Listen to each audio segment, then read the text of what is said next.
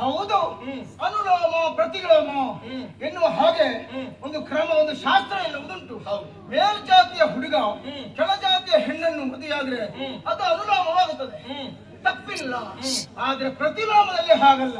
ಕೆಳಜಾತಿಯ ಗಂಡು ಮೇಲ್ಜಾತಿಯ ಹೆಣ್ಣನ್ನು ಮದುವೆಯಾದ್ರೆ ಅದು ಪ್ರತಿಲೋಮವಾಗುತ್ತದೆ. ಹಾಗಾದ್ರೆ ಅನುಲೋಮ ಪ್ರತಿಲೋಮ ಇಂಥದ್ದೊಂದು ಉಂಟು ಅಂತ ಆಯ್ತಲ್ಲ. ಸರಿಯಪ್ಪ, ನೀನು ಕೆಳಜಾತಿಯವ, ನಾವು ಮೇಲ್ಜಾತಿಯ, ಹೌದಾ?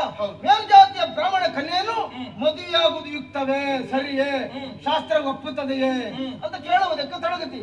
ಅಪರಾಧ ಏನು ಅಲ್ಲವೇ? ಅಲ್ಲ. ಅಂದ್ರೆ ಯಾಕೆಂದ್ರೆ ಮೇಲ್ಜಾತಿಯ ಹೆಣ್ಣೆ ಒಲಿದು ಬಂದಿದ್ದಾಳೆ. ಹೌದು, ಹೆಣ್ಣ ಅವಳಾಗಿಯೇ ಒಲಿದು ಬಂದಾಗ ಕೈ ಹಿಡಿದ್ರೆ ಅದು ಅಪರಾಧ ಏನು ಅಲ್ಲವೇ? ಅಲ್ಲ. ಕೆಲವು ಸಲ ಅಂತದೊಂದು ಸಂದರ್ಭಗಳು ಒದಗಿ ಬರುತ್ತದೆ. ಊರ್ವಶಿ ಪುರೂರವ ಕಥ ಗೊತ್ತುಂಟ ನಿಮ್ಮವನೇ? ಹೌದಲ್ಲ? ಪುರೂರವ ನಮ್ಮ ಚಂದ್ರವಂಶದವನೇ. ಊರ್ವಶಿ ಮೇಲು ಲೋಕದವಳು.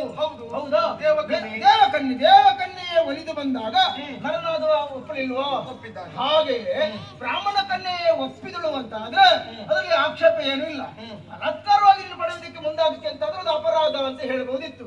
ಹಾಗಾಗಿ ಆ ನೆಲೆಯಲ್ಲಿ ಇಂಥ ಉದಾಹರಣೆಗಳು ಇರುವಾಗ ತಪ್ಪಾಯ್ತನ್ನು ಹಾಗೆ ಹೇಳುವ ಹಾಗಿಲ್ಲ. ಇನ್ನೊಂದು, ನಿಜವಾಗಿ ನಾವು ಬ್ರಾಹ್ಮಣರು, ನೀನು ಬ್ರಾಹ್ಮಣರಾಗುದು ಅಲ್ಲ, ನಾವು ಕ್ಷತ್ರಿಯರಲ್ಲ. ಅಲ್ಲ, ದ್ವಿಜತ್ವ ಎನ್ನುವುದು ಇಬ್ಬರಿಗೂ ಸಮಾನ ಹೌದಾ ಅಲ್ವೋ?